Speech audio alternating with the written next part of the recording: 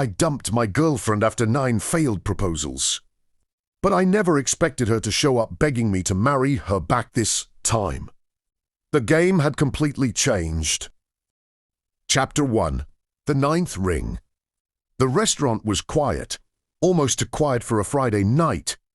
Soft piano music floated through the air, while candles flickered on every table. It was the kind of place people chose for special moments anniversary. Proposals, promises. For me, it was the 9th battlefield. I stared at the small velvet box in my hand. Inside it sat a ring simple, elegant, and painfully familiar. Nini Hinks. 9 proposals. 9 rejections. Across the table, Lena scrolled through her phone, barely looking up. The glow of the screen reflected in her eyes. Completely uninterested in the moment I had spent weeks preparing. I cleared my throat. Lena, there's something I want to ask you. She sighed lightly, setting the phone down. Again. That single word hit harder than it should have. Still, I forced a smile. Yeah, again. My hands felt cold as I opened the velvet box. The diamond caught the candlelight and sparkled between us. Lena, I said, voice steady despite the storm inside me, will you marry me? For a moment, she just stared at the ring. Then she leaned back in her chair. You're serious? She asked. I nodded slowly. Her lips curled into a small laugh, not joyful, but amused. You know, this is the 9th time, right? I know. And you still thought the answer would be different. The words stung, but I tried to hold my composure. I thought. Maybe this time you'd be ready. She shook her head. You're sweet, Mark. Really. But marriage. Right now. That's ridiculous. Ridiculous. That word echoed in my mind like a gunshot. I closed the ring box slowly. My fingers trembled, but my voice didn't. So that's a no. Of course, it's a no, she replied casually, picking up her drink. Why do you keep doing this to yourself? For years, I had chased her. Through college. Through her job changes. Through every mood swing, every excuse, every maybe someday. I had convinced myself love meant patience. But tonight something inside me finally cracked. I looked at her, not the girl I fell in love with, but the person sitting across from me now. Indifferent. Unmoved. Almost bored. Lena, I said quietly, do you even see a future with me? She shrugged. I mean, maybe. Eventually. Why hushi it? Why hushi it? We had been together 6 years. 6 years of waiting. 6 years of hoping the next proposal would be the one. 6 years of pretending her hesitation meant not yet, not never. I stood up slowly. At first she didn't notice. Then she frowned. Where are you going? I slipped the ring box into my pocket. I'm done. She blinked. Done with what? With this, I said, gesturing between us. With asking. With waiting. With pretending you'll ever say yes. Her expression hardened. Please. Don't be dramatic. But for the first time in years, I didn't feel desperate. I felt calm. I'm not being dramatic, I said. I'm breaking up with you. The words hung in the air like thunder before a storm.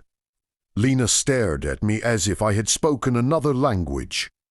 You're joking. I'm not. She scoffed. You won't last a week without me. Maybe she was right. Maybe I would regret it. But at that moment, something strange happened.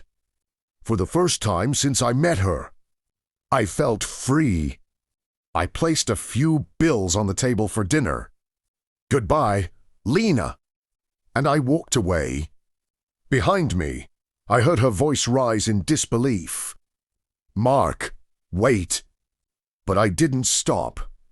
Because after 9 proposals, I finally understood something important. Sometimes, the bravest thing a man can do isn't asking someone to stay. It's walking away. And I had no idea that this decision, this single moment was about to turn my entire life upside down. Because 3 days later, Lena would show up at my door, crying, begging, and asking the one question I had waited years to hear. Mark, will you marry me? Chapter 2. The Knock at Midnight.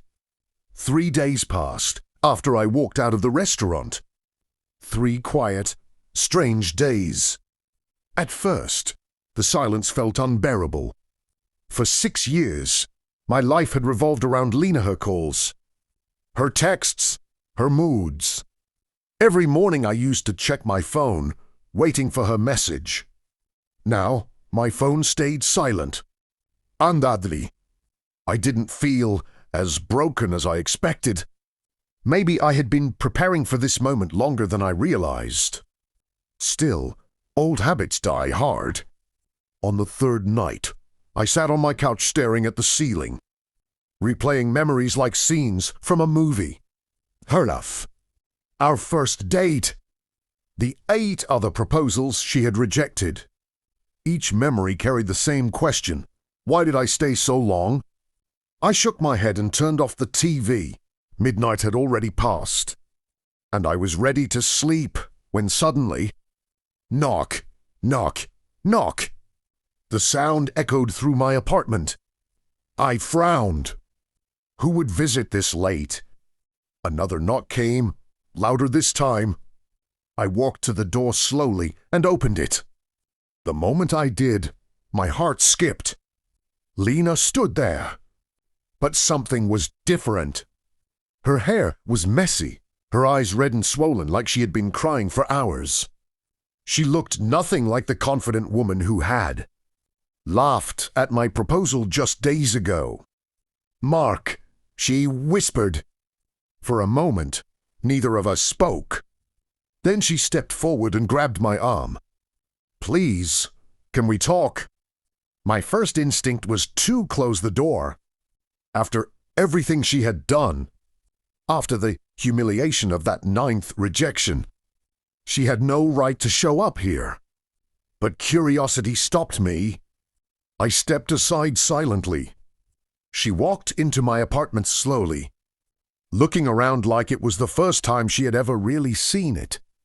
The room was quiet except for the faint ticking of the wall clock. Finally, she turned toward me. Why did you leave me? I blinked in disbelief. Why did I leave you? I repeated, Lena. You rejected my proposal 9 times. She lowered her gaze. That's not the point. I laughed softly, though there was no humor in it. Then what is the point? She didn't answer immediately. Instead, she walked closer, her hands trembling slightly. You weren't supposed to give up, she said quietly. For a moment I thought I had misheard. What?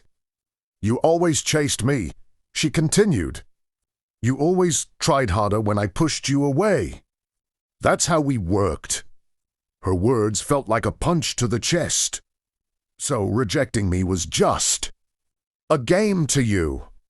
No, she said quickly. It wasn't a game. I thought you'd keep trying. I stared at her, stunned. 6 years. 6 years of love, effort, patience, and to her it had been some twisted test. Lena, I said slowly, do you hear yourself right now? Her eyes filled with tears again.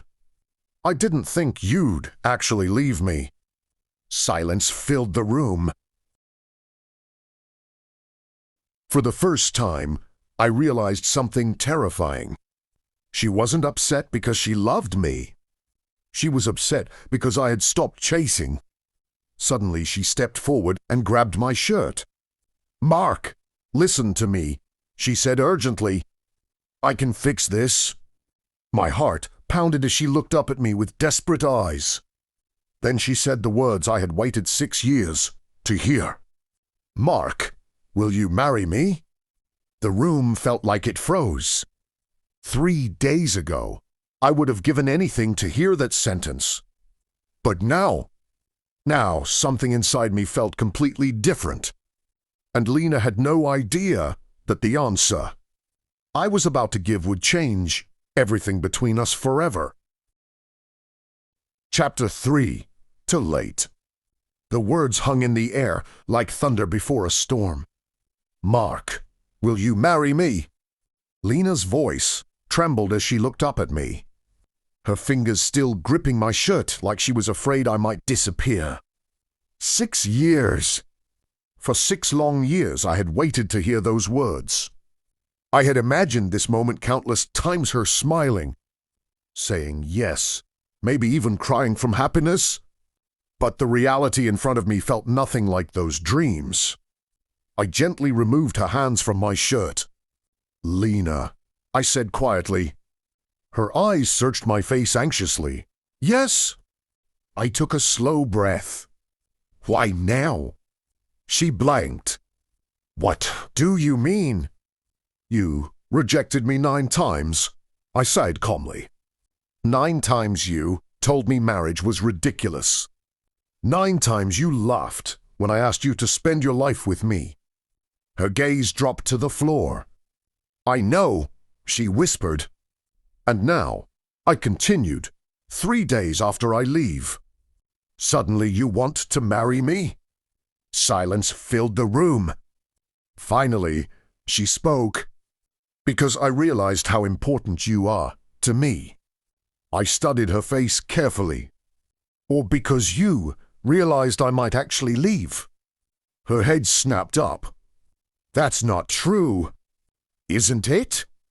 Her lips trembled, but she didn't answer. That silence told me everything. For the first time in our relationship, I saw the truth clearly. She hadn't valued my love when she had it. She only valued it now that it was gone. I turned away and walked toward the kitchen, trying to calm the storm inside my chest. Behind me, I heard her footsteps. "Mark, please," she said softly. "Don't do this." I leaned against the counter. "You know what the hardest part was?" I asked quietly. She didn't reply. "The waiting." I looked back at her. Every proposal, every rejection. I kept telling myself the same thing. "What?" she whispered. "That the next one would be different." Her eyes filled with tears again. "I'm sorry," she said. "I didn't realize how much it hurt you." "That's the problem," I replied. "You never tried to." The room went silent again. Then suddenly Lena stepped closer. "I'll prove it," she said urgently. I frowned. "Prove what?" "That I'm serious this time." Before I could react, she reached into her bag. My heart skipped when she pulled something out. A small ring box. My eyes widened. She slowly opened it. Inside was a simple silver band. "Mark," she said, her voice shaking, "I'm the one proposing now." For a moment I couldn't move. The girl who had rejected me 9 times was now standing in my apartment, holding a ring, asking me to marry her. But something inside me felt strange. This should have been the happiest moment of my life. Instead, it felt complicated. Because deep down, a quiet voice inside my head kept whispering one dangerous thought. What if she only wants me now because I stopped chasing her? Lena stepped closer, her eyes desperate. "Please," she said softly. Say yes. I stared at the ring. Then I looked at her. And in that moment, I realized something terrifying. The power in our relationship had completely flipped. For years, I had been the one begging for love. Ow! She was the one begging, and neither of us knew what would happen next. Chapter 4. The Test of Love. The apartment was quiet, except for the faint hum of the refrigerator and the soft ticking of the wall clock. I stared at the silver ring in my hand, feeling its weight, not the metal, but everything it represented. Lena had just proposed to me, after all. After 9 failed proposals from me, after all the rejection, she was finally asking me to marry her. And yet, I couldn't bring myself to say yes. Not yet, because something had shifted. The power had flipped. She was no longer the girl who waited for me. Now, I was the one holding the choice. And for the first time, I realized love wasn't about chasing. It wasn't about begging. It was about trust, respect, and proof. Lena seemed to sense my hesitation. Her eyes, usually so confident, flickered with worry. Mark, please, she whispered, taking a cautious step closer. I'm serious this time. I swear. I looked at her carefully, noticing every detail, the slight tremor in her fingers, the tears lingering in her eyes, the way her lips quivered as she tried to maintain composure. Are you serious? I asked slowly. Because you finally realized I might actually leave? Or because you've always loved me? Her silence was deafening. She began, then stopped. She looked away, biting her lip. I love you, but I also didn't want to lose you forever. Her honesty hit me like a lightning strike. For years, I had wanted her words, validation, proof, and now I had it but at a cost. Because I realized something. Love without trust is fragile. I took a deep breath. If we're going to do this, I said, I need to know that you're in this for the right reasons. That you won't wait for me to leave before you say yes. That you won't play games with my heart again. Her eyes widened. I promise. I'm not asking you because of fear. I'm asking because I want us, truly. I studied her face for what felt like hours. Then, slowly, I smiled. All right, I said. I'll give you one chance. One, but you'll have to prove it. Her relief was palpable. She stepped closer and grabbed my hands in hers, tears spilling freely now. I will, she said firmly. I'll prove it every day. I'll show you that I'm different. I nodded. Good. Then let's start. The next days were a test unlike anything we had faced before. She waited without pressure. She supported without manipulation. She laughed. She cried. She shared everything she had kept hidden from me all these years. And slowly, I felt the walls I had built around my heart begin to crumble. I realized that love wasn't about who chased whom or who had the upper hand. It was about choosing each other every single day. By the end of the week, I knew my answer. Lena had proven it. She was sincere. She was genuine. And for the first time in 6 years, I felt certain, truly certain that this time, love wasn't a game. The chase was over. Chapter 5. The choice that changed everything. The week of testing Lena had promised was over, and I had seen everything I needed to. She had shown patience, honesty, and vulnerability. She hadn't pressured me once. She listened, laughed, shared, and admitted her fears openly. And I realized something crucial. She wasn't just chasing me out of fear anymore. She had chosen me, truly. That evening, I invited her to the same restaurant where I had proposed. 9 times and been rejected. Nini chimis. The table was set, the candlelight flickering, soft music playing. But this time, it didn't feel like a battlefield. Lena smiled nervously as she sat down across from me. "I have something for you," I said, reaching into my pocket. She raised an eyebrow. "Another ring?" I shook my head, pulling out a small envelope instead. "It's a letter," I said. "I wrote it for you over the last week. About everything I've felt, everything I've learned, and why I finally know the answer."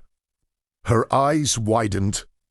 She opened the envelope slowly, pulling out a carefully folded sheet. As she read, I watched her expression change curiosity, confusion, and finally a soft, almost shy smile. "I don't need to say yes or no right now," I said, breaking the silence. "I just want you to hear me.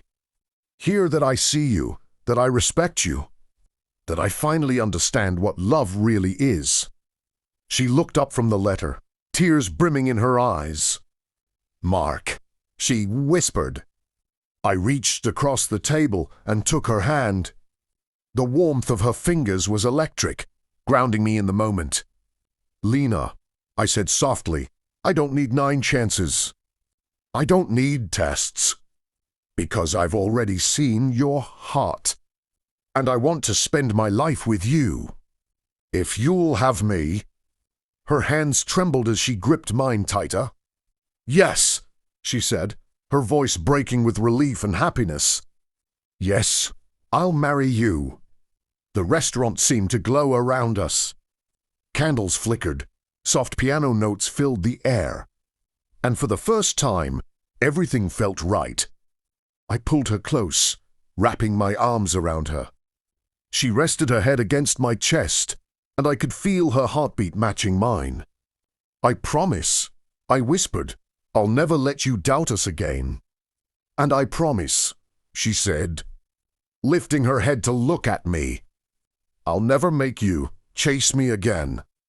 We'll choose each other every day, together." That night, we left the restaurant hand in hand. The city streets glistened under the soft glow of the streetlights, and every step felt like a new beginning. The chase was over. The tests were done. And for the first time in 6 years, we both knew the truth about love. It wasn't about running or chasing, rejecting or pleading. It was about choosing each other, again and again, without hesitation.